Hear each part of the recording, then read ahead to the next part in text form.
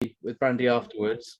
If you have any questions, please pop them in the chat with 3 question marks at the front, and I'll be collating them and asking them at the end. Thank you. Fantastic. So the only issue I'm having technically over here is that I'm just trying to grab this file from my computer, and Zoom isn't giving me that option. So just give me a moment while I log in to get to it. Let me just. And it's just something with how things are set up over here. I don't know why.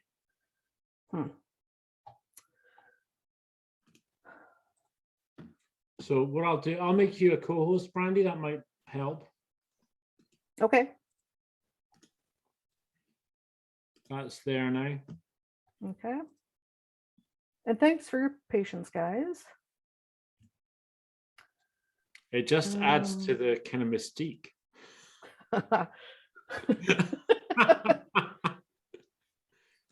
Stuck in traffic. If anyone has a story, please feel free to tell it while I figure this out. Cool. So I'm going to go to gallery mode now, and I'm going to look at everyone. And if you have a story that you want to share, something cool has happened this week, then wave. Any waves? I'm seeing anyone waving. Ah, we've got. Now I'm not going to pronounce your name right. So here we go. So I'm spotlighting you. So tell us your story. Sorry, I think I actually got the question wrong. I thought you said if you want to hear something cool, but yeah, was the question if I have something cool to share? Yeah, something this week that was fun or a nice experience or. Yes. So I'm actually on a bit of a process with myself. And I've managed to acquire an unconditional income for myself so that I can actually choose what I work on. I don't have to do anything because I'm taken care of. And that's wonderful. My goodness. Now I have the difficulty to only do what I really, really want to do because I don't have to work for the money, which is amazing. I think that's worth celebrating. So I think a big warm round of applause for that. Unmute and here we go. How wonderful. And it looks like in the meantime, Brandy, you've sorted us out a PDF. I did. Boy, howdy. All right, let's see. So we need Drive access. So you probably need to change the link. All right. Whilst we're doing that, has anyone else got something they'd like to share from this week? Type in the chat if there's something interesting that's happened. At the bottom, yeah, so people are asking about mural. At the bottom of the mural, you can see yourself. If you click on your icon, I'm visiting elephant, then it'll give you option to hide cursors. Lucy turned 50 and got 2 kittens. Tim shaved his head. Tim, where are you? Because we'll have to see this. Shaved heads. This is definitely good. Ah, there he is. Ah, look at that. Sorry, I'm spotlighting you. So look at that. It's gleaming. Well done, Tim. A blank canvas. This is fresh. How's it feel? Fresh. So Beautiful. I don't have Andy's hair, so I just had to, I'm going to give up, and I love it. I absolutely love it. So that looks fantastic. I think next time you see me, I might be sporting that look. It's great. Yeah. Thank you, Tim. That's fantastic. Is that second link working for folks? Second link. Let's have a look. Yes, it's working. Yeah. That one's Perfect. good. Okay, great. I'm sorry, guys. I truly just had the timing wrong. So I am a bit challenged trying to get ready to roll. You have got no reason to apologize. It's awesome for you to be here. I'm kind of marveling at your work. It's like I look at it, it's like, that is so cool. Thank you. It is beautiful. Do you want us to run another exercise while you get yourself organized? That would actually be brilliant. I can catch my breath. Okay. That would be wonderful. Yeah, let's do that. Yes, please. So Andy, I've got something that we can do. Fantastic. So I'll remove Brandy's spotlight so she can get on with the See you soon. essentials, and I'll find where's she gone? Where have I gone? I know, and I've been messing around with my screen, so I need to. There you go. Oh, And I'm really not technical either. Attacked by a robot. I'm sorry. Oh, no. I've gone robot. You're getting attacked by a robot. How's that? Am I sounding more Lancashire than normal again? No, there's a blue robot in front of you. Oh. This is my IP though, because I'm going to show you something. So let me just turn it on. So what I'm going to show you is, when I get it switched on, my desk. Okay, I'm going to show you something that I do when I'm warming up. So before I go into meetings and I need to sort of get myself in the zone and ready to draw, then I draw lots and lots of shapes. So the first thing that I do is I draw squares, and I usually do it to some music as well. And if you just draw along, I find it really calms me down and really helps me to focus. And it doesn't really matter how you draw them, but what I focus on is finishing the boxes, because I have a habit when I draw of drawing really quickly and leaving gaps or crossing corners like this. So I find if I slow down and practice it, it works its way into my life practice when I'm drawing quicker, and it helps me to be more accurate.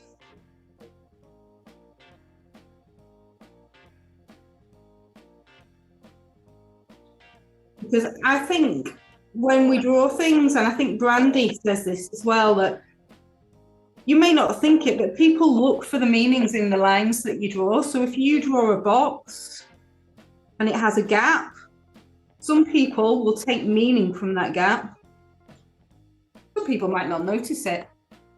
So I think it's just a really good practice to get into, to try and finish shapes that you draw. And when I've had enough of boxes, I move on to triangles.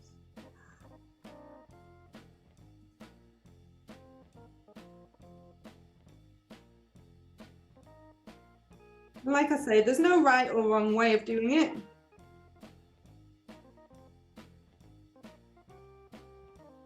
So we've got a question for you, Claire, which is, do you lift the pen at the end of each line? I do. I find if I lift the pen up, I get a clearer stroke. And I find that's actually the same if I'm doing lettering. So for instance, if I was to do an A, I tend to use each line as one stroke on its own. I find I make it neater and a straighter line that way. That's Great. Such a cool effect. I like the effect that it's almost pictorial the way you're just using those boxes. And then the last one that I do is with circles. And sometimes I just do circles. And I find drawing bigger circles is harder than drawing smaller circles. If I draw a small circle, I find it fairly easy to get it circular, but if I go big, much harder for me. Especially small scale. If I'm working at the wall, I'll do this on a big piece of paper. And instead of drawing with your wrist and your fingers, you tend to draw with your whole arm and you're moving from your shoulder. But when you're drawing small, it's more a hand movement. If I find my circles are going quite well, then what I do is I give myself 2 straight lines and I challenge myself to draw 3 circles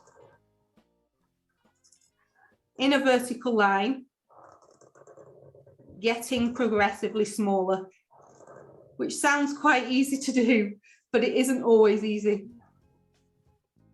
There's a question. Do you have a favorite pen? Do I have a favorite pen? I like, if I'm drawing on paper, my favorite pens to draw with are Beryl's or Beryl's. but that's only if I'm not colouring in, because they're not permanent, so they're not great for that. But I love them because the nibs never, I'm really, really heavy-handed, and nibs never seem to wear down on them. Doesn't matter how hard I press. But if I'm going to be colouring in, I prefer to use something permanent. So this one's quite a nice one. This is just one I had lying on my desk. This has got quite a thick nib, and I quite like this just because you can make thick lines and thinner lines with it without it being a brush and being too bendy, because you can imagine if you're heavy-handed and it's a brush nib, I go through those like nobody's business. So there you go. This is a Faber-Castell. I don't know what it is. I quite like the Neuland ones. The Neuland ones I love when I'm drawing big scale, but less so when I'm drawing small scale. Andy, have you got favourite pens? I'm Neuland all the way down. I love Neuland pens. Rob, what about you? Yeah, I'm a Neuland man. Neuland boy too? Absolutely. Yeah, they've got such different range in sizes, and I find that they're terrifically. Was it water light fast? Is it that they stay black or coloured? Yeah. That you use for as long as you need to, where they're only light on that. Those are great. Lucy, what's your favourite pen? I'm also super keen to try and be as kind of sustainable as possible. In the Neulands, you can refill them all, which is great. Yeah. So that makes it. Yeah, Neuland fan here too, but I love to write with a fountain pen. I've got a real soft spot for the Lamy fountain pens. So that's not drawing. They're actually really fun to sketch with as well, the Lamy Safaris. Of course, if it's a fountain pen, then sustainability isn't a problem, right? Because you're not throwing any plastic away. Yeah, and somebody was saying that they are expensive, but I think, yes, they are. They're an investment to begin with, but I think like Andy and Rob said, they're refillable, you replace the nibs. I think if you're going to use them for a long time, they probably work out a lot cheaper, because really, I mean, ink-wise, I don't go through that much ink, really. I think they're really good value, but they are an investment to begin with, for sure. Andy, Brandy was holding up a pen there, and I missed it. I think she's just jumped away from her screen for a moment. So, how did you find my little warm-up exercises? I find them really relaxing. What did you guys think? I thought they were fab. Absolutely loved them. Let's see what. Oh wow! Look at Ari's. Look at what Ari's done. Put her in the spotlight. Let's see. That's totally cool. The chalkboard is genius. There we go. Look at that. Wow, that is so cool.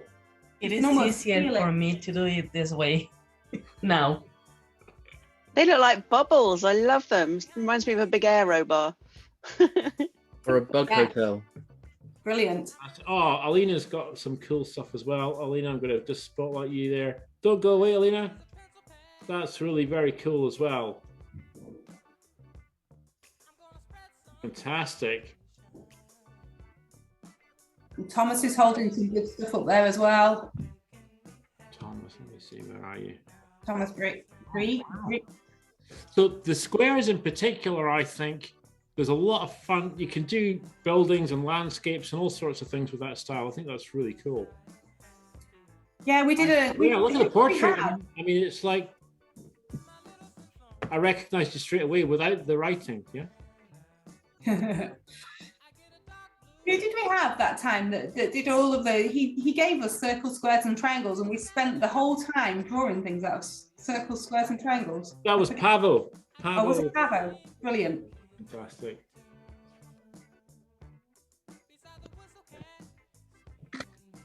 I am ready when you are. Oh, fantastic, Randy. I'm so glad, because I can't fill anymore. That's great. We are ready. I could not ask for a better vamping, a better introduction, because what you just did, Claire, was absolutely demonstrating one of the ideas I'm about to share. So thank you for that. Brilliant. I will ask Andy to turn off the music in the back. Yeah, sorry about that. It's great. It's terrific. Hi, guys. I am so darn happy to be here. Maybe it was, I think Ludi commented about daylight savings. I think that might have been my, the wrench in my works over here. And just very quickly, yes, there is the mural link. And if somebody could copy and paste it from above for me, that'd be fantastic. The mural link and the PDF link would be fantastic. All right, I'm going to take a few deep breaths if anyone wants to join me.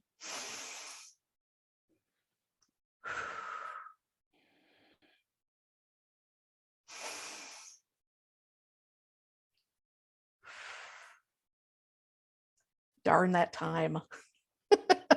I always tell folks I have a wonderful relationship to spatial relations and space, lousy relationship to time. So that daylight savings time over here in the US did not do me any favors, but I'm very, very happy to be with you now and really happy to share what you can see on that mural board and what you can see in that PDF. And just to let you know a little bit about my setup here, and I'm happy to see familiar faces who know where I am right now and how things are set up. I actually am in front of 5 screens. If I'm looking up here, I can see your faces. So for those who don't mind being on the recording, thank you for the waves. Awesome. So I can see a couple screens of you. Yep, V's got the jazz hands going. Oh, hooray. So I love that I can kind of see if there's question marks over your head or, if a joke is landing, that's always useful, right?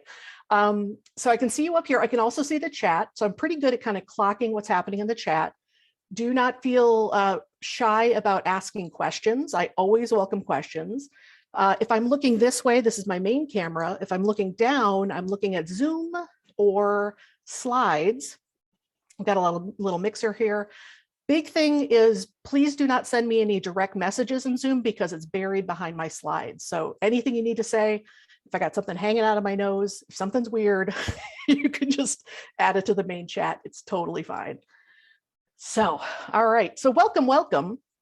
I want to give you just a little bit of context of where this came from and why I'm so winded, because on February 26th, I taught a deep dive workshop called Lucid Listening. And I know a few folks, Andrea, Ludi, a few folks were here with me on that day, Lisa. And a wonderful opportunity I have for my membership community is designing 3 deep dive days a year.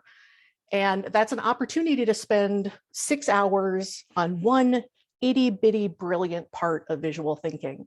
And that particular workshop, Lucid Listening, came out of conversations we were having in the community about let me ask this, how many folks in school were absolutely stellar note takers as far as words went, where you could make pages and pages and pages of notes, but even when you went back to those notes, you didn't really quite experience them? That kind of feeling of like, yeah, I'm seeing a couple hands. Yeah, so conversations in this group, we're talking about the fact that when you're doing that kind of note taking, you're sort of taking notes for quantity and you're treating yourself like a recording device. So you are getting a lot of those specific words down, but you don't give yourself any room to listen as a human, to listen for meaning. So, and a big challenge is when you're good at doing that, that's a technique that's really hard to unlearn because we've had a lot of practice with it, because it's been rewarded. So lucid listening came out of conversations around this, and how do you kind of unlearn that, and how do we look at all the ways we listen so we can become more aware of the parts of listening and learn the different parts. So that is what we did on February 26th. I'll share some slides, but basically, I came up with this model, which you'll see in a moment, that then spawned this table of elements. But maybe I should go to the slides. I'll go to the slides. Let's do that. So let me quickly back up here, and there and there. Some folks who've seen me, especially if you join me for my monthly Q&A, you will have seen these slides. The way I define visual thinking, it really comes down to, it's a big, beautiful, gorgeous umbrella that can include a lot of different things. My definition is when you're making a drawing, you're making countless choices on that piece of paper. This is what is so brilliantly adaptive about visual thinking. This is also what's daunting about visual thinking, because there's that blank piece of paper and you can do anything. And in each of those choices that you're making meaning for yourself. And of course, when we are working with groups, we're helping groups of people make meaning. I do love that it can be a really great tool for reflection. What the heck just happened? How do I feel about it? And also a tool for action. Where is it that I want to go next? That these drawings are the first step or the next step in making great things happen. So that's my own personal definition of visual thinking that I use when I teach. And really the idea here is that I am here to help teach those countless choices, to make that blank sheet of paper less daunting, to help you make more meaningful choices in your visual thinking. So we already talked a little bit about this. The second book I published, The Idea Shapers, breaks down visual thinking into 24 very specific pieces called Idea Shapers. My goal was to make each one so straightforward and simple, you kind of went, duh, but you can learn and practice each of these and put them together to do more and more sophisticated visual thinking. So similarly, on February 26th, my goal, my job, my delight was breaking down the complexity of listening into learnable pieces. And when it comes down to it, in any single moment, we each have a fixed capacity of what we can pay attention to. We're human. That's just the way it is. So this came out of conversations around that unlearning old school ways of note taking. It also came out of sort of the ways we kind of expect ourselves to make every one of these choices instantaneously. This comes up a lot in conversations around synthesis and organizing information. You know, folks thinking like, you know, why can't I synthesize? Why can't I organize? And it's like, because you're spending all that energy in that moment thinking about, how do I use this pen? Or what color do I want to use? Or how thick this line should be, right? So all those countless choices in that moment. So starting at Lucid Listening, I use this model of a beaker. So just think about your focus and attention being like this beaker.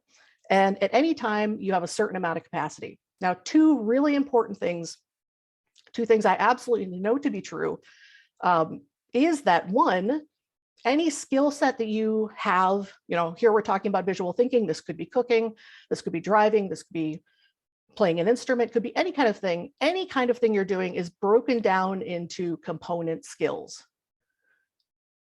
And when we know what those component skills are, we're more aware of how we can develop each of those skills within a specific practice.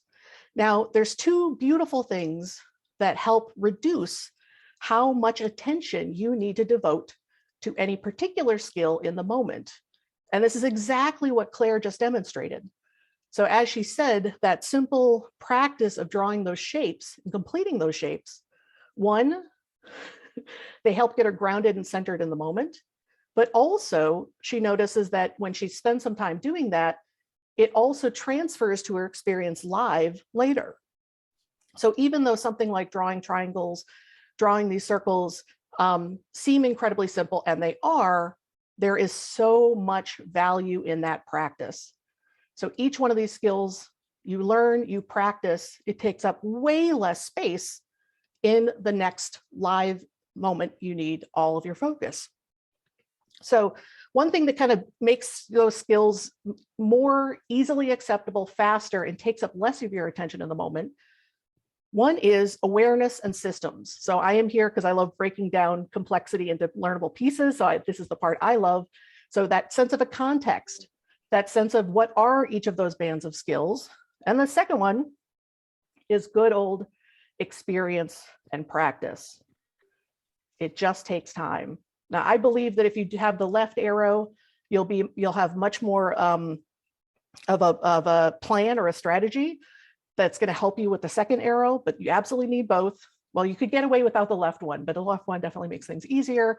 But really it comes down to muscle memory, practice, having it down. Second thing I absolutely know to be true. First thing I know to be true is anything complex is made of learnable pieces. And the more you practice and learn each piece, the less you have to think about it in the moment. It's just there for you. Second thing I know to be true is that with that practice, your capacity builds. So does anyone have a comment in the chat around a parallel experience where they realized that something that took a whole lot of attention in the moment got easier through practice? It could be about visual thinking, could be about something else. Anyone want to share something in the chat?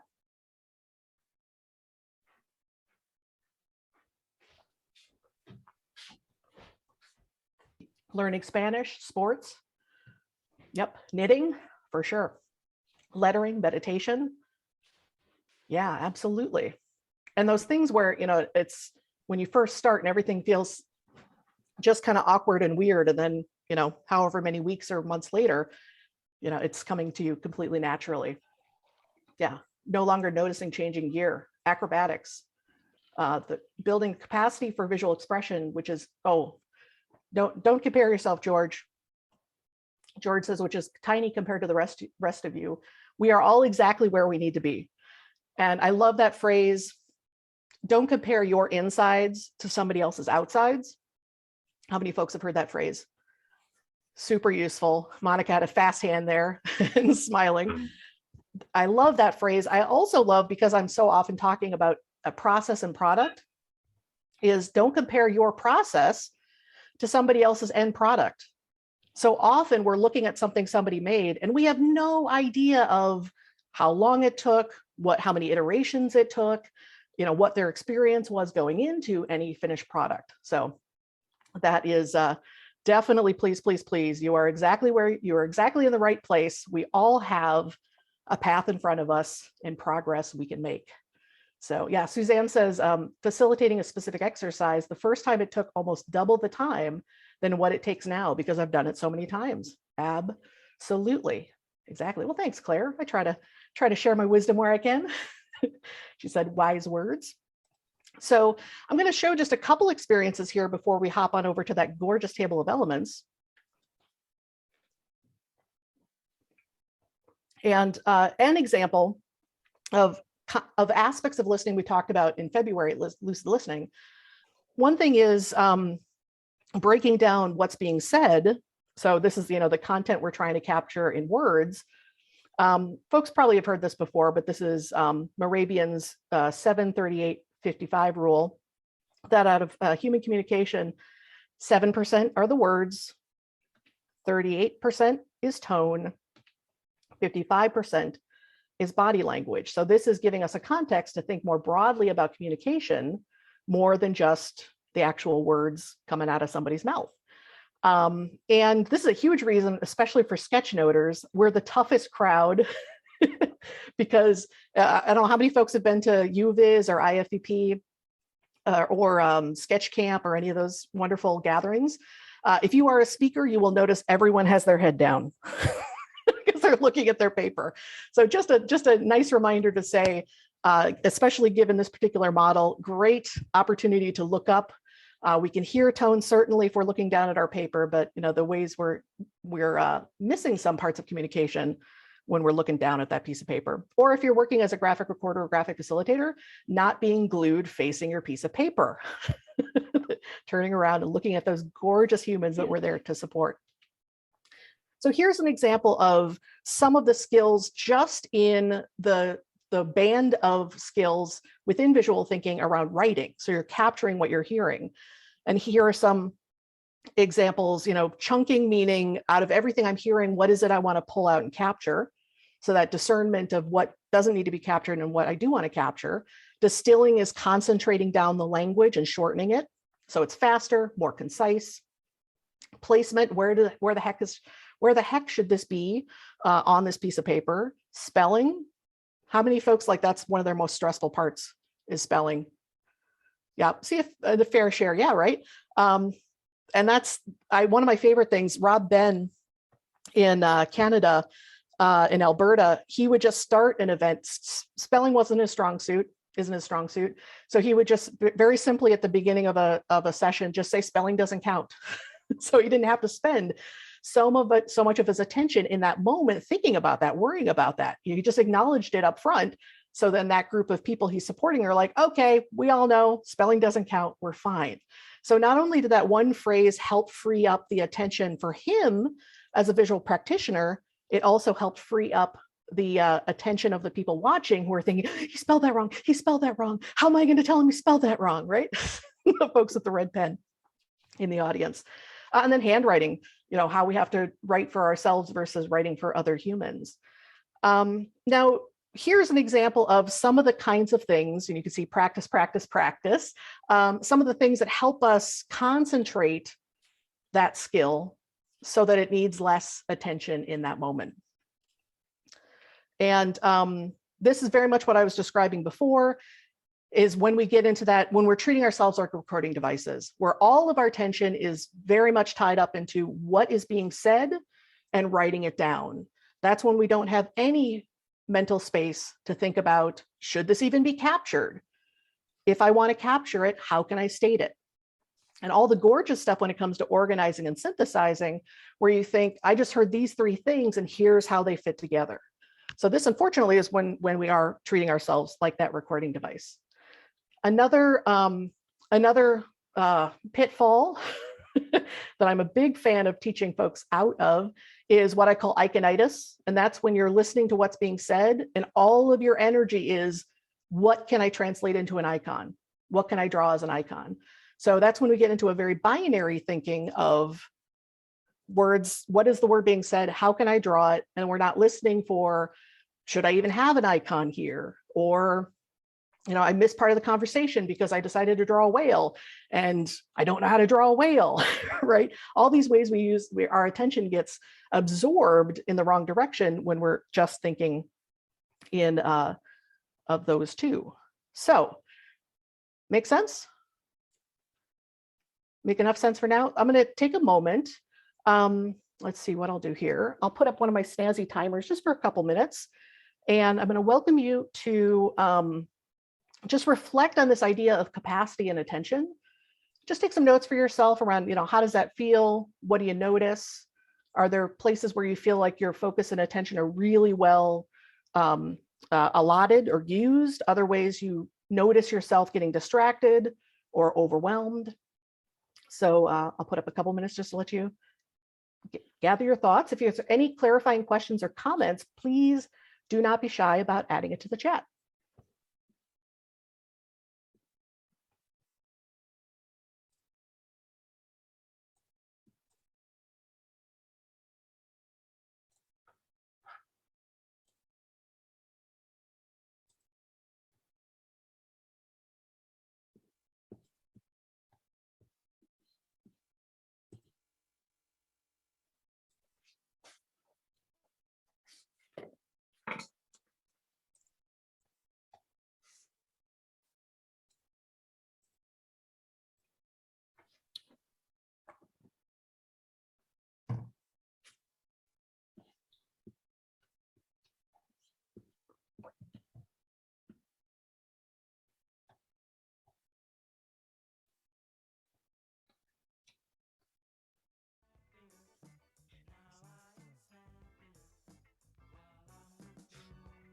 I'm hearing a little bit of, is that music you're playing, Andy? Cool. It's not that bad, is it? No. I couldn't, it took a moment to realize if it was intentional or sneaking in from the sides. Both.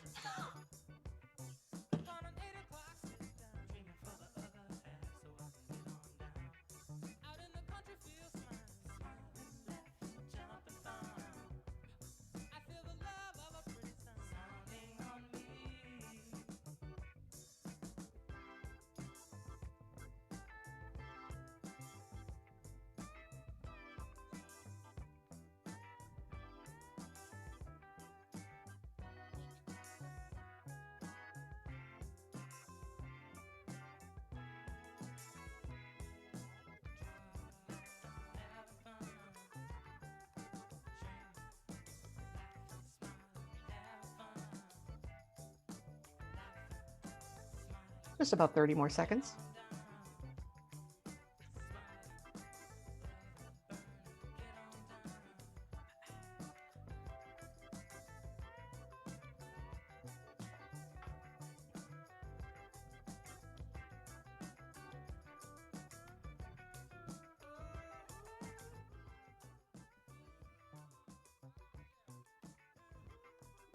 All right, so just finish up whatever thought you're on at the moment.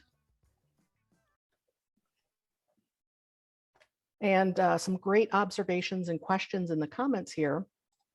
Anna asked a clarifying question. What's the difference between systems and awareness? Understanding what experience and practice is. Systems and awareness would be as if somebody handed you a trumpet and said, play trumpet.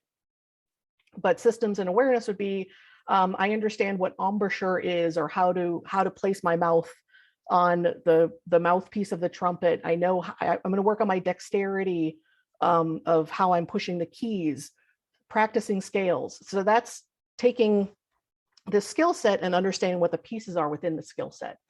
So just having that bigger context of what the parts are within the whole. So hopefully that was a useful example. Great. As Pedro commented, I always like to know the big picture at the beginning so I can better connect the items as they come along. You and me both, Pedro. I think all of us humans are much better served when somebody gives us that greater context. I had an English teacher in high school that he loved telling stories. Boy, howdy, did he love telling stories. Can't say I learned a whole heck of a lot, but he did because of his constant storytelling. But he said the most important thing I learned was tell him what you're going to tell him. Tell him what you told him. So if we have that greater context to work, then we have a space to put all those ideas within. Denise asked, how can we identify body language in Zoom meetings? As I described, I've got these screens where I can see you all. I can tell you, number one thing you can do if you are working through Zoom is having additional screens to see humans. It's an absolute game changer. Absolute game changer.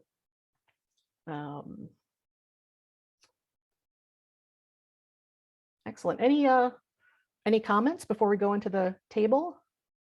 Any stories that this might spark? This is something I do a lot when I teach, is make plenty of room for conversation.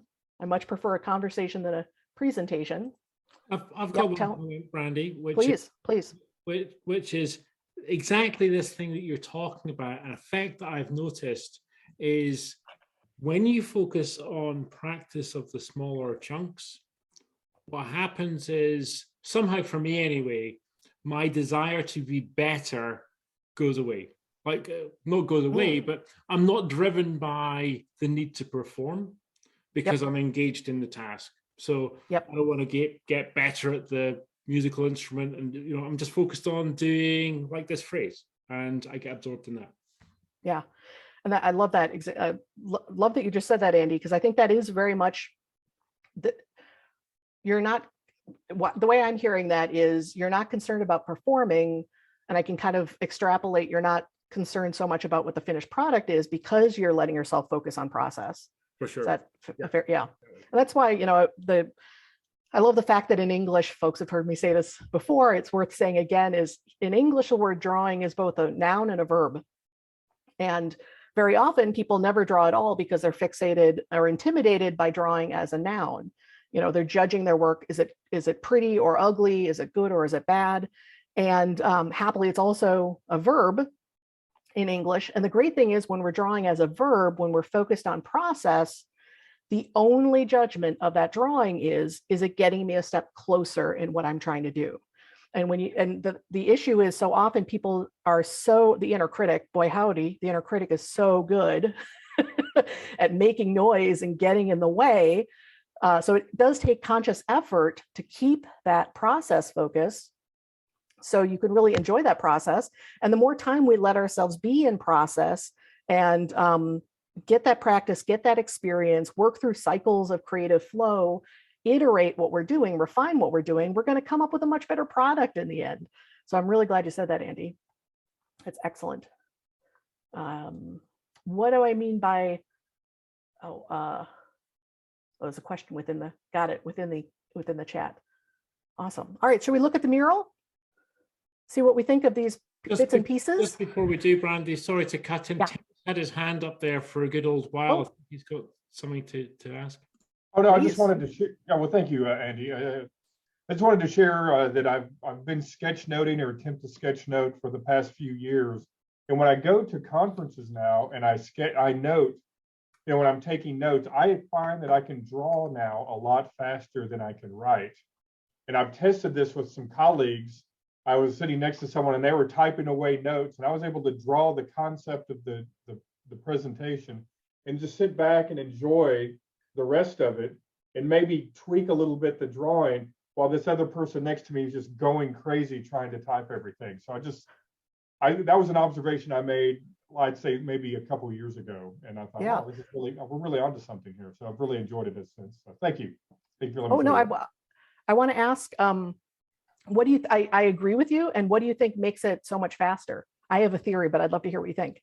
Well, I think that it's, I don't have to overthink it.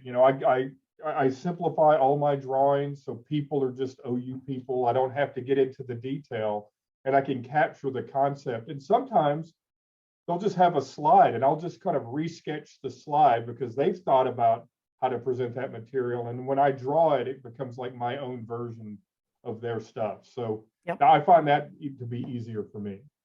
Awesome. I think a couple things, the reason why that works so well is, one is it's really pretty remarkable how little we can write or draw, how little we need to write or draw, that it becomes what I call like a memory peg. Like you've captured the idea just enough, and when you go back to it, you have that embedded memory. So it's faster because we don't have to get a lot of detail to capture it. I think another reason that works so well is because we're physically, I'm a big fan of paper and pen. I know it's a little different if you're using digital tools, only a little different. But, the fact that we are very simply sketching out what we're seeing on that slide, it's making the memory a lot stronger. And when you first described that, Tim, I was thinking about how, I don't know how many folks have gotten into the practice of writing image descriptions when they post an image for accessibility. Think about how many more words it takes. I know the whole cliche of a picture's worth 1,000 words, right? But a brilliant thing about imagery is we can put things together spatially so much more quickly than if we were to say, well, here's the first idea, and then below that idea is this, or 3 steps down in the process is this. When we can just draw the boxes and line them up and number them and label them, so much more economy to capturing those ideas down for ourselves. Did I miss any questions in the? Can Claire or Andy, can you give me a sense of how much time? Because I started out so out of whack. You have loads of time. Loads of time. We've got another just under an hour to go till we close. So you've got tons of time. Perfect. Excellent. Oh, great. Sabina describes in the chat, I create a sketch during my coaching sessions to jot down the coachee's ideas, explain process, new tools, etc., and find that if or we go back to it in the next session, then I can recap from the sketch pretty easily. That's fantastic. Yeah, it's incredible how much is embedded. And this is also the reason when I work as a graphic facilitator, I have clients who are excited about I'm sure folks who are in this profession have had this experience too. Somebody is so darn excited about what you drew and they want to put it up in front of everybody else. And I always say, whoa, whoa, whoa, whoa. This image that I drew for you on this giant piece of paper in this meeting has meaning for you because you experienced this. And I see Erin nodding loudly. Yeah, totally, right? That there's so much of their experience embedded in that image that isn't going to translate to somebody outside the room. So I always say you have to think about being a good steward of that image, describing where it came from, and not expect that to be a communication piece. Like, it absolutely is a fantastic refresher of the experience of what was accomplished for the people, those glorious humans who are in the room, And you need to create a different kind of image or walk somebody through that image who wasn't in that room. So again, very much those distinctions between process and product, not expecting that finished product to have the same kind of meaning to the people who weren't there in the room. So take a look over at the mural board. Does somebody have that link nearby? I'll probably get it back up here again. Oh, I got it. Let's do this. So here is the mural. Oh, that's the Google Drive. Awesome. Thanks, Andy. So after lucid listening, I wanted to do the next iteration of these ideas. And so from the beaker, from that sense of your capacity in the moment, came this big giant periodic table of elements. And I know that some folks have seen the, for years, there's been kind of this table of visualization techniques floating around. How many folks have seen that? Where it's like different types of diagrams? Yep. So this is definitely what I would say is, haven't thought about how to describe this, but definitely more internal. Definitely much more the sort of like what's going on inside the human type of experience. But what we have here is 11 different categories of elements. What are they called? Families of elements. I think that's the right word if any chemists are in the room or remember their science class. And the main part of the image is, oh yeah, in the chat, if somebody has that link to the table of visualization techniques, if they could add that link, that'd be fantastic. I think you're meaning the one I was referencing, not this one. So, so here, the top, the bulk of the chart, aside from the two horizontal categories along the bottom, that really is about the choices on the piece of paper. This is very much what I was designing the idea shapers for, and then what became the Agerbeck method course. Very much what happens between you and that piece of paper and the choices that you have. And then through lucid listening, I recognized that, wow, I kind of created this like platonic ideal of what happens between you and a piece of paper, forgetting that there's all the stuff for you as a human, and there's all the stuff about the folks you are listening, the content you're listening to, working with, or the humans you're working with. So that is how we have the bottom two of internal and external. So I'm thinking, let me do this. What I want to do is walk through these categories. And then I want to give you a little bit of time to just make notes. I like having reflection time, not only because I know I talk fast and give a lot of detail, but also so it gives you that chance to get that really quick gut reaction of, oh yeah, this part of this table comes very easily to me. Or I recognize that my previous experience in life, perhaps like working as a counselor, I'm a way better listener coming into visual thinking. So notice which things come easier, which ones are already strengths of yours, or things that become strengths because you very consciously practiced that aspect. And also notice the things where you're like, man, that is one of those things that always gets me caught up in the moment. That is the thing that will just short circuit my brain. How, like, boy, howdy, and something you might want to work more on. So I'm going to bring this up on my screen so you can see it there as well. But basically, we're going to start with good old text. Let me see where I want to be here. Let's do that and that. There we go. So here in the table, just talk a little bit about the structure. Oh, let me point this out first. Let me lock that down first. All right. So this is kind of an index of what each of these boxes mean. In the center is a symbol to represent that particular skill and a name for it. In those little notches you see along the bottom, I was attempting to kind of create a range of how easy or how challenging that particular skill is. Very often the ones on the chart that don't have any notches are more about mindset or just kind of a mindset shift. One notch means, you know, pretty simple once you kind of get some basics around how to think about that skill. Two is take some time once you know kind of the choices you have to practice them and figure out what the what choices you want to make. Sometimes a lot of the level two is about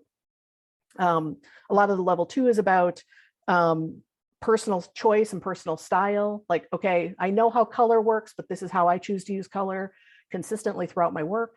And then three is definitely, the three notches are definitely the heavier mental heavy lifting. And very often some of the ones with three notches are, unless you're extremely well practiced in the 0, 1, and 2 levels, very often you're not going to have the mental space to dedicate to that heavy mental lifting live. So this is very much that idea that the kind of work you can do in the studio or through iteration versus the kind of work you can do live in the moment. Does that make sense? Or enough sense for now? And then the letter and number is just simply giving each box its own name so we can reference it. In the upper right-hand corner is if it's one of the 24 idea shapers that are in the book and in the course, referencing that. In the lower left-hand corner, if it's a day in the Agerbeck method course, that's cross-referenced. And then if I've done a deep dive day, like we did with lucid listening last month, that is in that corner. Very simply, just sort of because this is all a universe of my stuff and it fits together and it's integrated, that is all cross-referenced. So if you do have any of those resources, you can go to them for more to learn about that skill, or if you're looking to learn more, you can find where you might want to go next. So let us go over here with text.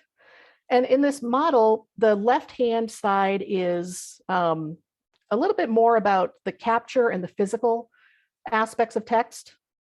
And then that second category, which is closer to proximity, is much more about the intangibles and the listening itself. So that was the intention there. Yeah, Aaron, I'm glad you're here, Aaron. Aaron was in the lab with me in Chicago, the very first lab back in 2012, and I had merit badges. I had little 1-inch buttons that were that you got when I saw these kind of things working in the charts you were making live in the workshop, which some people loved and some people it just got them real competitive or feeling real bad about themselves, which was not the intention. Again, the intention was to break down the complexity and say, here's what I'm seeing in your work that's really working. So let's keep building on that. I don't know that I want to spend time describing every single one of these because there's like 100 of these suckers. What questions do you have? The first one, I should explain, just that's language very specific to the course. Really, T1 is just that recognition that it's not iconitis, it's not translating words into images, that the two work together.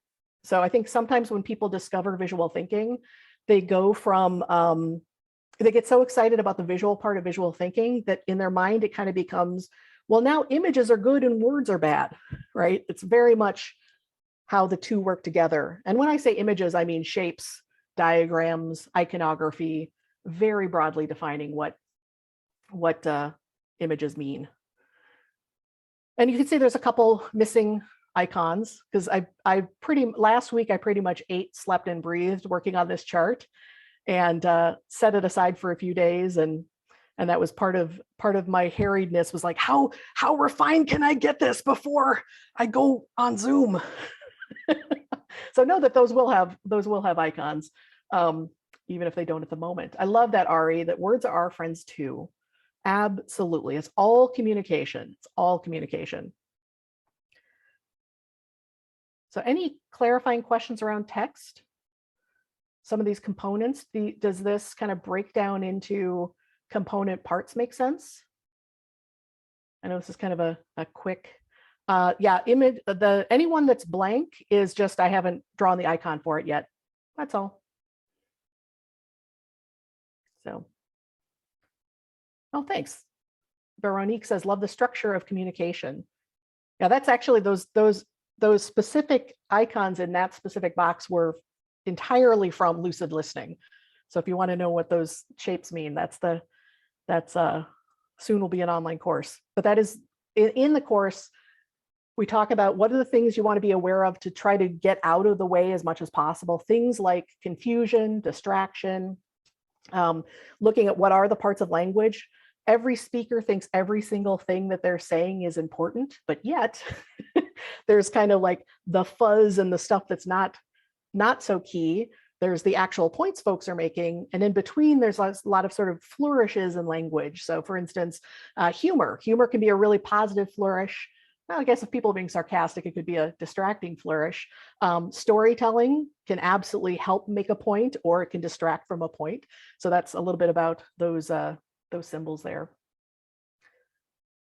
Veronique says, chat in Zoom is very distracting, for example. Thankfully, we can close that if we don't need it. So awesome. I'm really glad that folks are enjoying the structure there. I'm going to put up that timer, or a timer, and give you a moment to just notice, keep the mural link opened, and as your reference, I'm just going to give you a moment to reflect on how would you sort of gauge your strengths and weaknesses in as far as text goes. And again, you can sort of think of this as half of it's about the actual, like, the second column is very much about the listening and the intangible side, and that first column being more about the capturing, the grabbing, the getting it on paper.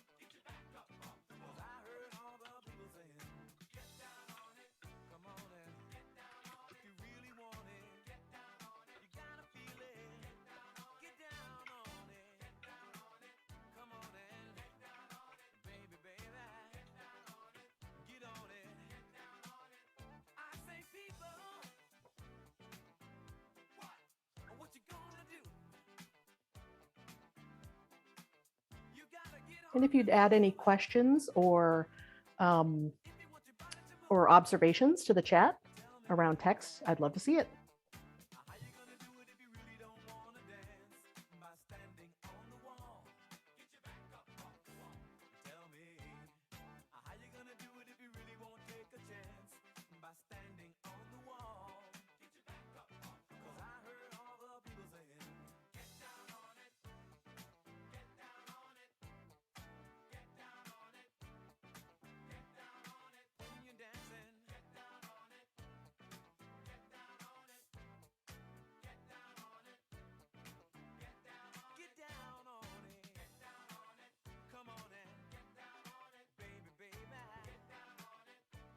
Just a few more seconds.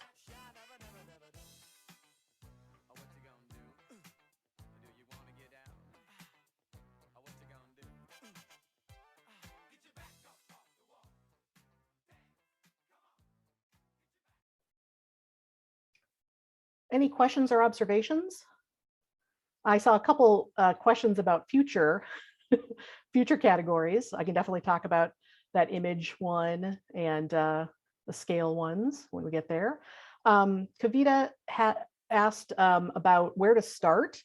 And I think one of the best things is, because I know that there's a whole heck of a lot on that chart, right? How many folks like saw that and were like, oh, did anyone feel like instantly exhausted? Yeah, thanks for the honesty and the raised hands.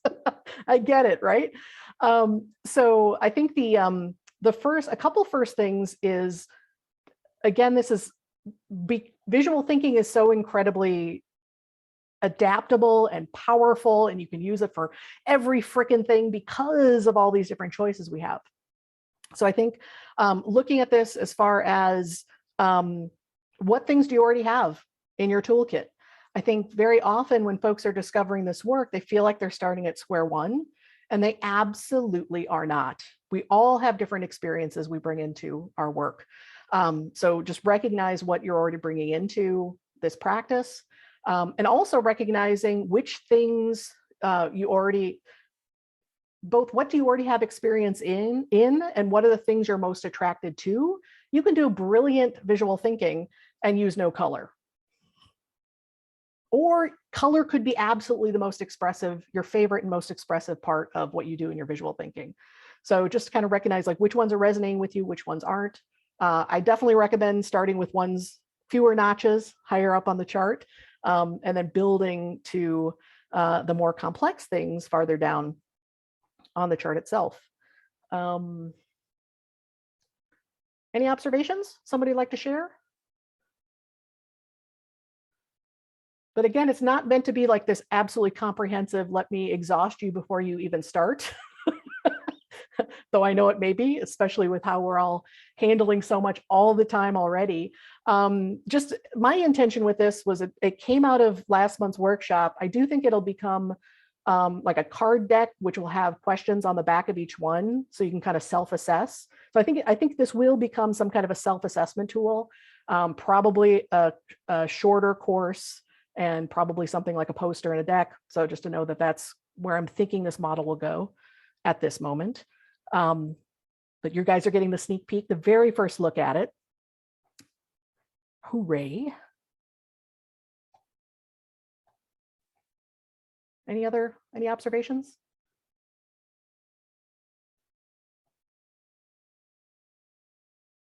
All right.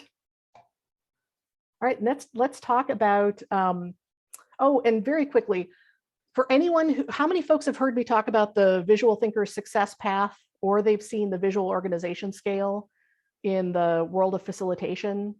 Yeah, the colors are coordinated with both those models. So if you're wondering why things are certain colors, just know that it's aligned to those two models, because that is how I roll. So, all right, let's talk proximity. So this proximity is, yeah, the second column is very different to text.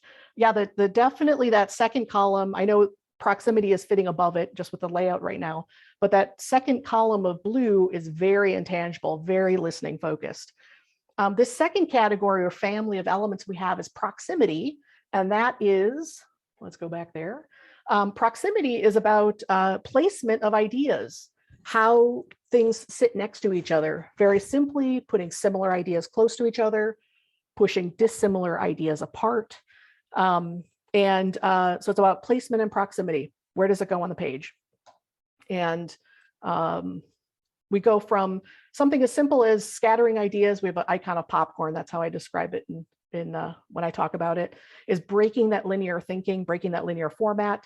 Certainly the clustering ideas close to each other. A huge one is spacing. So how much we can better understand what we're seeing when we have that buffer, when we have that white space around it. Here's one of my favorite things. I'm not going to go each one of these, but this P6, you'll see P6 there. How many folks, when they're doing their visual thinking, a lot of their attention is on, okay, these items need to line up. This drawing needs to be balanced.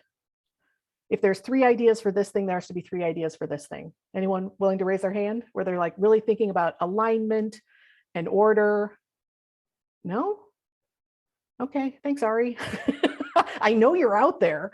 Maybe your inner critic is not letting you raise your hand. How many folks are like, I don't know what shape this is going to be.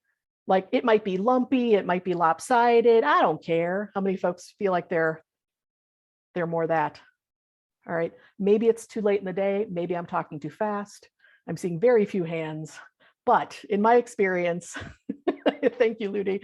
I see, I described that P6 as some folks are more messy mel, where they're like, it's okay. It can, these ideas can be anywhere they need to be, or tidy Tilda, who wants everything to line up. The main idea here is not to force something to be tidy before it's ready. That's the main idea there. Any clarifying questions about what you see in those orange boxes before I give you time to reflect? And I'm just scrolling down here in the chat. Yeah, Brandy, a couple of people have asked about the difference between micro and macro spatial cues. Perfect. For sure. And thanks for the time check, Andy. I appreciate that. So micro cues are, this was a deep dive day last year called visual listening, which is now a course, but it's micro cues are the cues around how ideas fit together that are built into language. So if Andy just shared an idea and I say, oh, to build on what Andy is saying, I think we should go in this direction, or let me go a little deeper into this. So these are all these little micro cues in language that say, Andy made a point, and now Brandy's point, just realized our names rhyme there. Brandy's point is going to, build on what Andy's saying. Maybe it's a progression to the next step in a process. Maybe it's laddering up, or if I want to go deeper, I'm thinking, okay, what's just been said? Now Brandy's going to give me some details that might be smaller and connected to that idea. So those are micro cues. Macro cues are when we're thinking more broadly, very often in like the piece of paper we're using, whatever canvas we're using around, we're talking about a timeline. So the past is on the left and the future is on the right, as many cultures perceive time. Or I'm going to put these kind of strategy ideas towards the top of the page because they're kind of like the higher level, and I'm going to put those details closer to the bottom of the page. So that's thinking more in terms of those macro cues, kind of the cues in language as a whole. But I'm very glad you asked that, Andy, and thanks for catching that. So I'm going to put up just a couple minutes so you can notice how you feel about those parts of your skill set.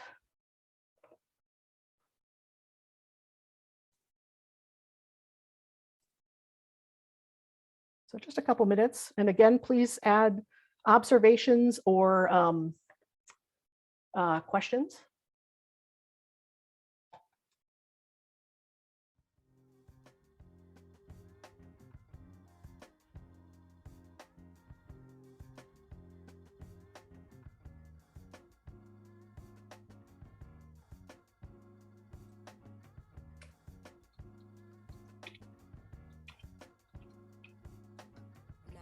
Women got the melanin dripping, LONDON, city girl living in the back, looking like fire chili pepper. Yoruba girl tougher than imperial leather. He was getting bitter while she was getting better. Diamonds are forever. Miss Sierra Leone looking like a gem, works hard in the week, party on the weekend. Know you wanna live with no one watching how you spend. Got a thing for the finer things and the finer men. Miss Tanzania, she a do or die. Says she wanna know more about the Sukuma tribe. We hit the zoo, once wasn't enough. Got an ocean full of knowledge, you could scuba dive. Miss Ethiopia can play so jazzy. They sit you down to school, you want Selassie. Tell them you're nothing without a woman. No, woman to woman, I just wanna see you glow. Tell them what's up. How you go from 0 to 100 and leave the dust behind. You've got this all action, no talk. Bayesian honeys know you repping for your country. Sun kissing your brown skin, looking like money. Says she focusing on being an accountant. When you have beauty and brains, they find it astounding. Why she been getting it on her own? Just about 30 more seconds, talking about placement and proximity, reflecting.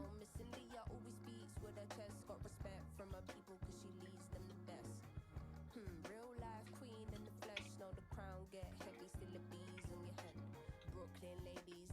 hustle on the daily, innovative just like Donna Summer in the 80s.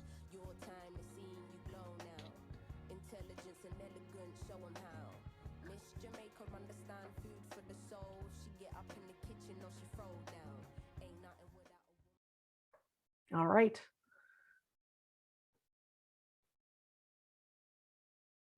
Tim asks, do you recommend creating your own visual library? Perhaps we could categorize our image library into the visual periodic table.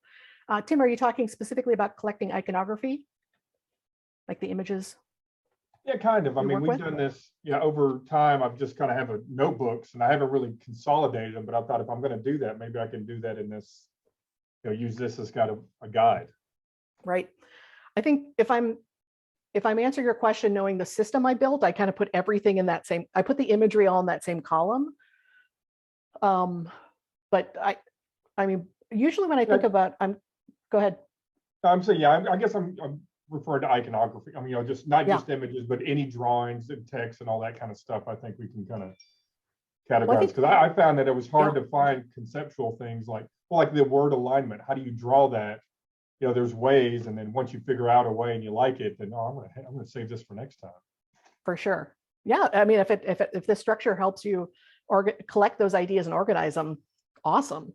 Yeah, I can definitely think, especially in the when shape and flow, things that are more abstract, that are about sequence or about navigation through an image, would definitely be useful.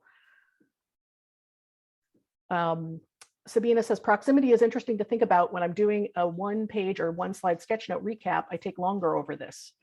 When I'm doing some sketching live, I'm messier but freer and it flows more naturally.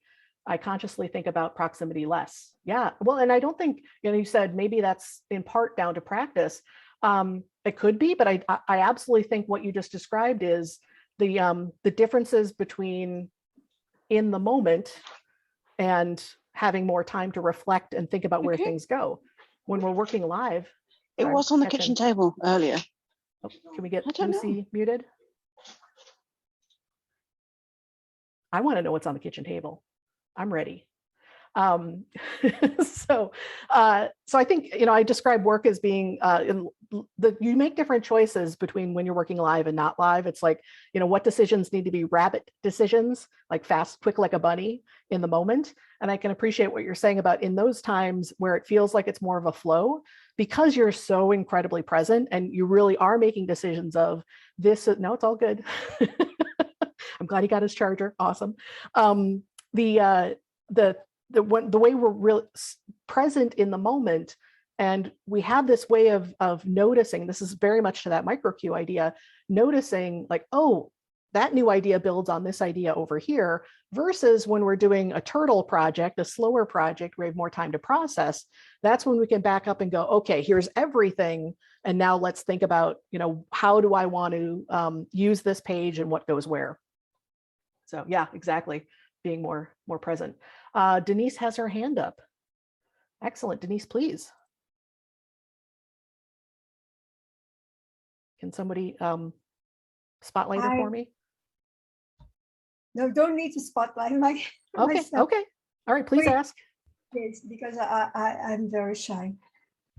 I was trying to understand how can we because I've been working a lot of visual facilitation on Zoom, and it's totally different than when you do it presential. I feel it differently because I can't really feel the whole people. I can't see the whole. I was even discussing in the chat that you don't know about body language. Okay, you, for example, you were using your hands, so this is something that I can resonate with. However, there are people that don't use their hands, they use their feet. I was even given this example. I had a boss that when he was in a meeting, he would tap his feet all the time, like he was nervous, So how can we do a really good job when we are doing it on Zoom because, or Zoom or whatever, any software that's online virtually, not potentially, because it's so different and it's so, you can see it, everything. You talk about having a second screen, but a second screen will show you whatever people want to show. If I just turn off, like I was turn off my screen, you don't see me. Yep.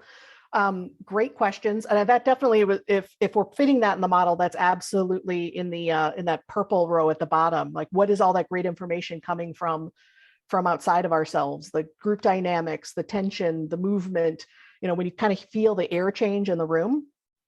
And you're not going to like this answer, Denise, but it's just a different medium, you know, like aside, I do love that I can get people more visible, but it is a different medium. So we're just constrained with how much we can see in this gallery view. We can see what people have chosen to show us. This is part of the reason, and there's always the built-in lags of people answering. This is the reason I sort of say, does anyone have a question or an observation? Like, I think you have to give the spaces to have the, and maybe uncomfortable pauses, but the spaces where you kind of check in verbally with folks and say, is this working for folks? What are you hearing? Because in this medium, it mostly has to be on their, like from here up or coming out of their mouth or typed in the chat. So I think just with this medium, we have to have that space to sort of check in with folks.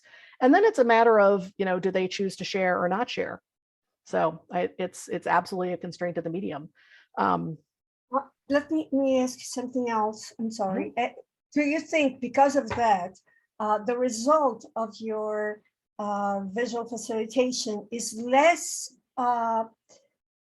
truthful, you know, less accurate than when you are in a presence and meeting? So when things went fully virtual, I'm doing far more teaching than graphic facilitation. And I thought that there was no way I could do virtual work.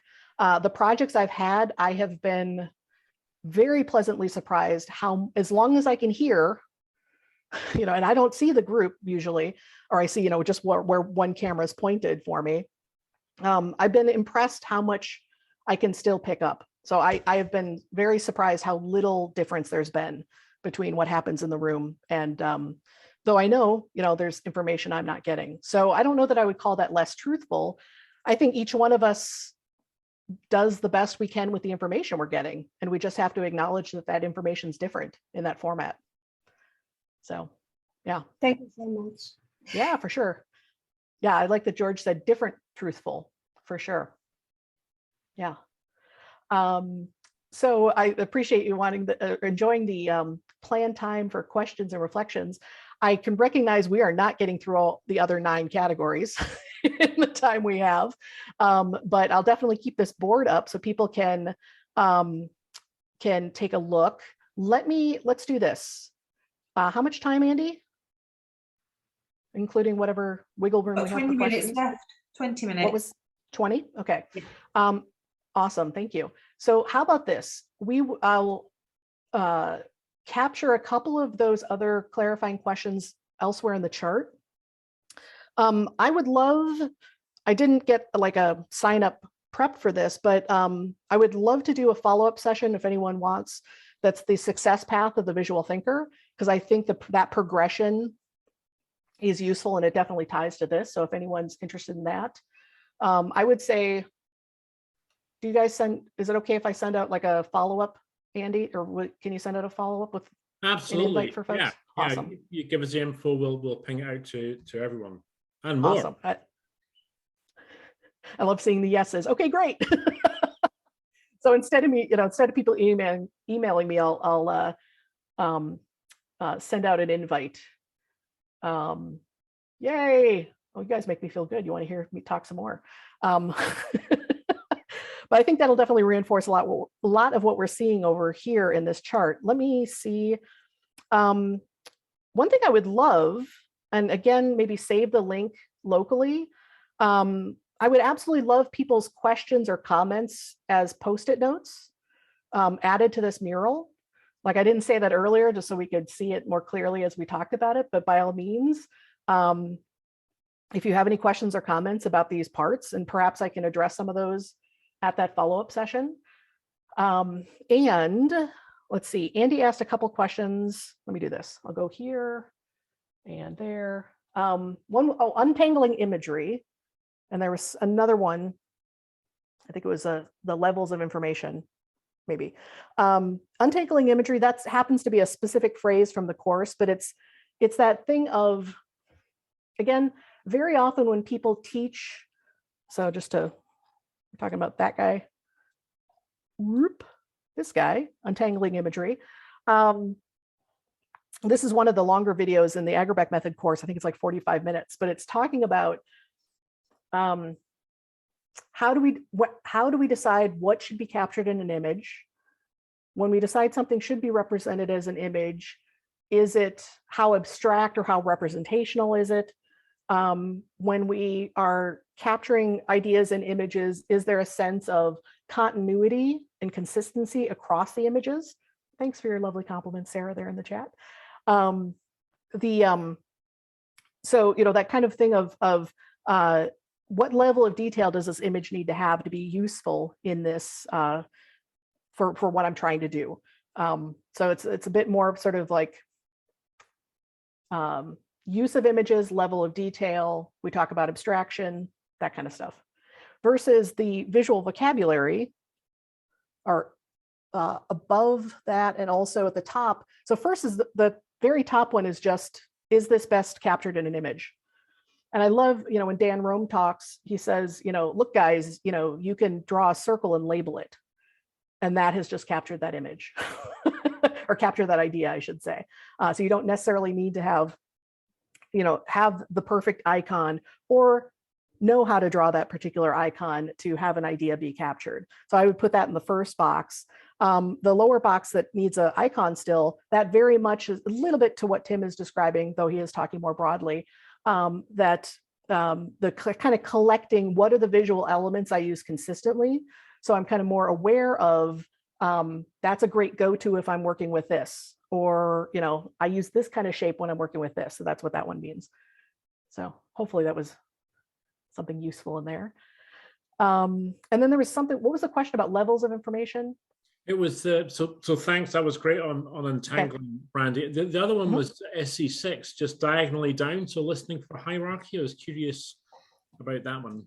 Yep, that is, and that's what the deep dive in June is going to be, which I'm totally nerding about next. Listening for hierarchy is that when you start, this is a bit like, so the micro cues we talked about with proximity is kind of how do ideas fit together. Listening for hierarchy is this a large idea or a small idea? So kind of getting into that awareness and habit to notice what level of information is this. So the kind of cues we have as we listen, where sometimes somebody will say, I want to make 3 points, and bless them. So they say, tell them what I'm going to tell them. Tell them what you told them, right? So sometimes somebody will give you a lot of structure, and it's very easy to listen for that. And then other times it just emerges in conversation. But there's sort of a cadence people have, like if they're like, well, it could be this, or it could be this, or I thought it could be this, and you realize, oh, those are all details that are all kind of the same weight or size as each other. So that's that kind of listening for hierarchy versus everything's the same size. And this is, for folks who know the visual organization scale, and we definitely talk about it in the success path, there's a whole heck of a lot of people that the only scale in their work is here's a title and here's everything else. That's what I call a poster full of postage stamps. And that's, that is a shape, but not everything is necessarily that shape. And it can be a little more a place where people can get stuck because there's sort of everything kind of sounds like it's the same size. I had a question about. Sorry, Brandy, just before you come off that was fascinating. Yeah. Great. Aside from, I love those people that are say that they're going to talk about 3 things, and then they go in and talk about 7 things. It's just so annoying. But are there any in particular? Are there any cues that you use from a listening point of view to kind of identify the bigger chunks, because that's something I find can trip me up, which is as you're going along, recognizing, you know, it can always be after the fact. So if you've got any tips on that, that would be amazing. Yep, that's certainly what June will be. So right now my brain is so completely in listening at the moment, but the first thing that came to mind was very often repetition. So when you hear an idea that keeps on coming up, then you're like recognizing like, oh, this must be something that's important, something that's bigger, something that could be pulled out as a theme. So that's a very simple thing where you realize, oh, okay, that's, yeah, thanks for the thing. Glad that worked, because that was the one thing that popped in my head in this moment. Let's see. I know I saw a few more questions roll by. Let me see if I can, oh, very quickly. Okay, let me talk just about the structure, because I saw some questions around that. Image is about iconography specifically. Scale is about the size of the canvas itself. So choosing the, if I, you know, anywhere from I'm going to capture the next 2 hours conversation, so I need a big canvas so I can fit a whole lot on it, to I'm going to work through this idea and choose a very, very small canvas because it forces me to be concise.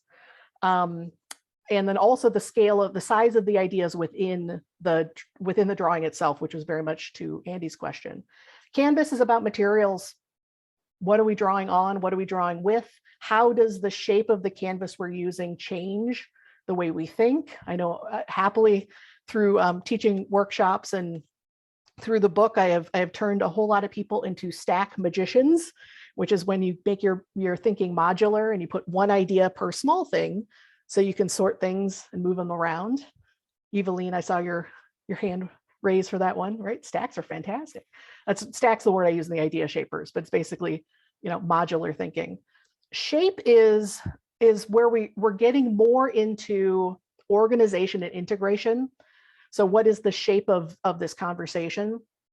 And I will fully recognize that I have a brain who thinks, my brain is very spatial, very synthesized. So, you know, it's very much about like, how do things fit together? At the top there in SH2 and SH7, I love this idea of emergent drawings or directed drawings. So SH2 is we're starting out with a shape. This is when we use templates or a specific model we're working with.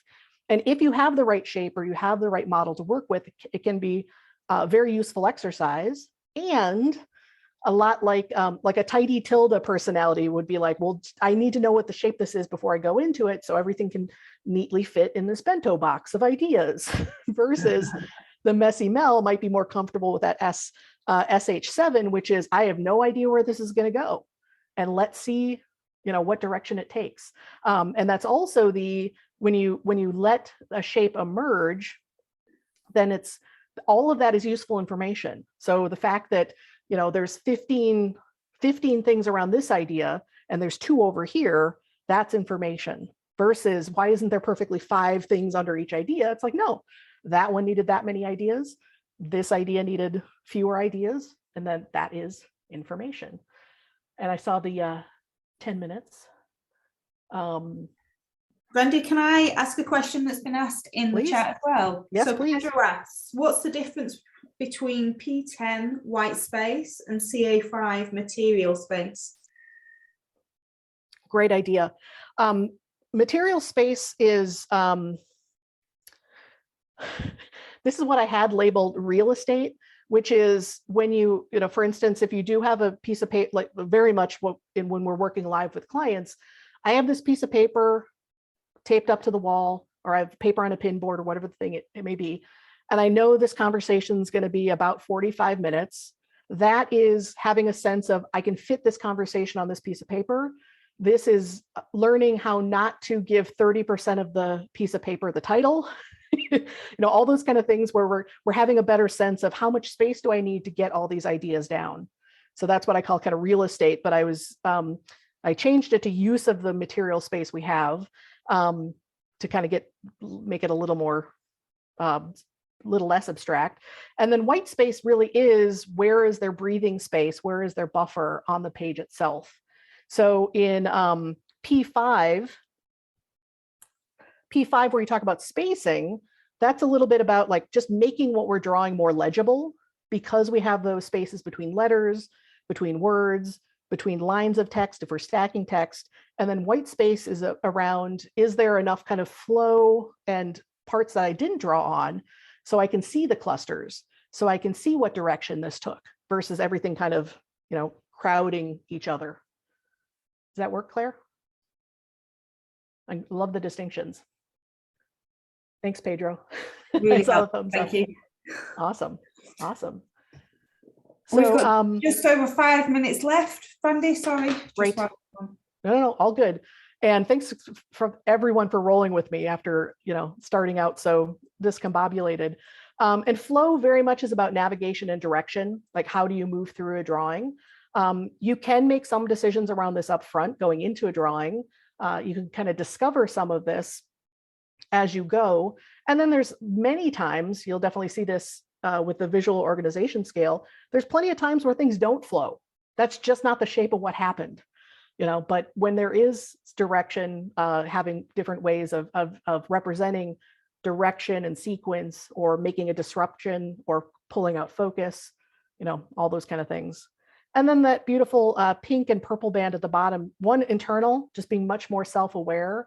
Where is your energy level? The very simple thing of making sure you're well rested, making sure you have the right time zone as the individual. You know, how familiar do you feel with the group? Do you feel included or not included?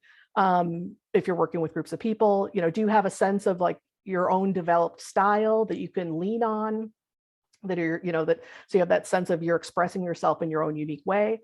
And the external, and you can see this is, that's probably the section that's going to change the most in the next iteration, is some of it's in just a good old physical environment, and a whole lot of it is dynamics between people. You know, do folks feel safe to speak up? Is it a culture that's more transparent? Are there some power dynamics here that I can sense, but I may not influence or control? You know, those kind of things. So, ta-da. I know that was very fast. Again, it was really trying to break down pieces so we can become more self-aware and notice, yeah, this is like one of my absolute favorite parts of doing this work is choosing color combinations that really fit the content. Or, you know, I'm somebody who's always listening for those patterns and themes, you know, so noticing which ones come naturally, you feel comfortable with, and then what parts you're thinking, I don't know about that one, or I've never thought about that. So it's like not part of your awareness. And, you know, and one thing I do want to very much stress, and this absolutely comes up in the Agerbeck method course, at the end of each module, there's like a review and reflection session. So we recap the 9 lessons, but also it's a time to reflect and just self-assess where are you, how, very much that strength or weaknesses thing, not to judge yourself, but just recognize this is where I'm at with this skill set. And is that where I want to be? No, none of us are going to be 10 out of 10 in every one of these freaking boxes in this chart. That's just the deal. And it's much more about being aware of what the choices are so we can better focus in that moment. We can better fill that glorious beaker of our focus and attention in that moment to let the things drop away. So you aren't derailed in that moment thinking about what should this icon be, or what color do I want to draw this in, that you have all those things going for you so you can be more present in your work. Excellent. Thank you so much, Brandy. And there's just so much information in there. And I love the fact that for me, that you can take it away and sort of assess things, see where you are. And I think as well, for me, when I'm working for people and I get, why am I doing this? There's all sorts in your big table that you could then go and have a look at and think, well, I'm going to use this part today, I'm going to use that part, and you can take it out, and it can really help you to structure your graphic and plan for your graphic before you get in there, which will then in turn help you with your listening and producing a better overall picture. Completely. Amazing. Completely. Yeah. There's just so much in there. So you could do a whole day on that. And yeah. And more. So, and probably will at some point, but it's sorry,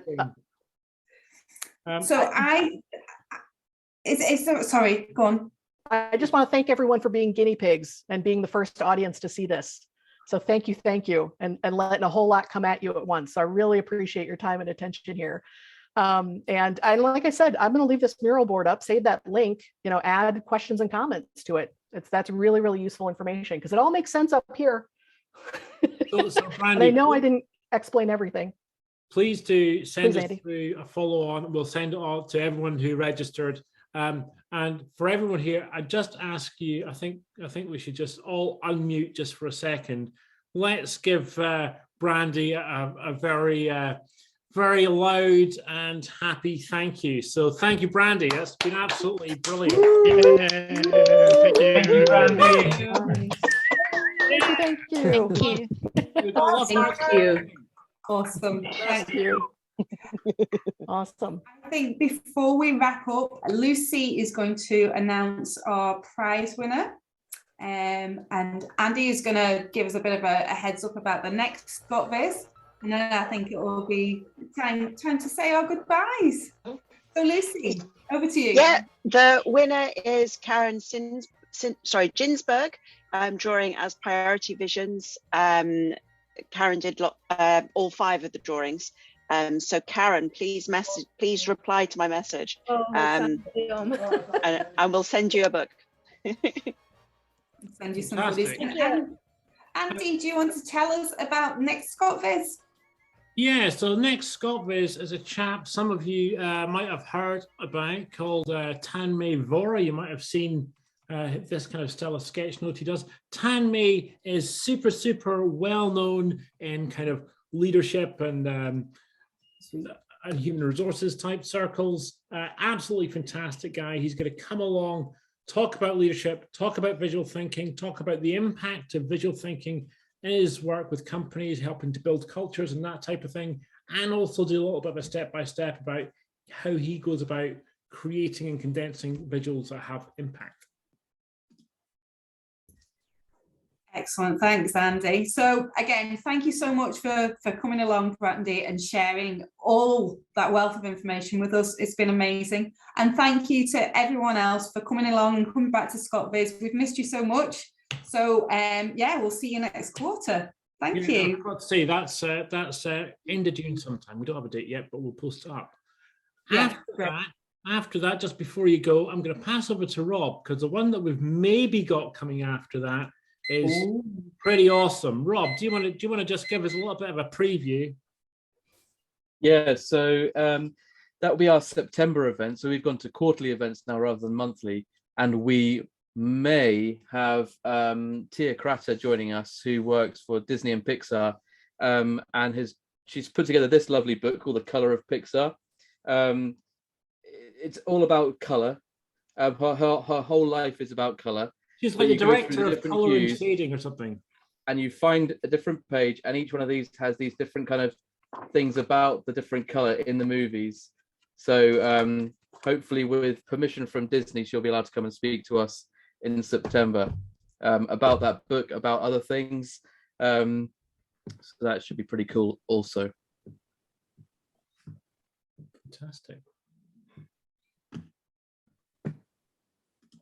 Is that us then? Has anybody got anything else? I think that's everything. Brilliant. Thanks so much, everyone. Go and enjoy the rest folks. of your day. Thanks, everyone. Thank you. Take care. I'm just going to end the meeting now, or else we'll just all sit here for 10. But maybe that's good. I can't really hear your music, but I'm just going to dance anyway. Oh, crikey. Yeah, I didn't put the share sound on. That's really bad.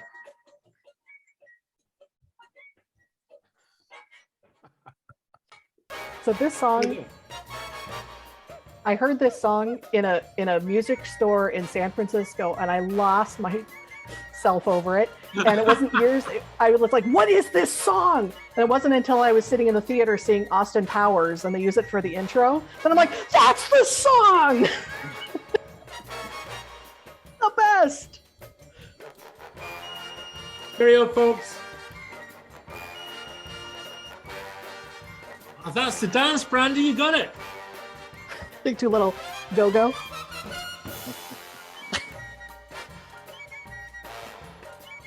Awesome. All right. And thanks again for rolling with me at the crunchiness at the front. Hey, you know. Boy, howdy. Yeah. Great. Perfect timing. It all worked. We're in, Process over product. Relax. we're in the after party now, so I'm going to switch over everything.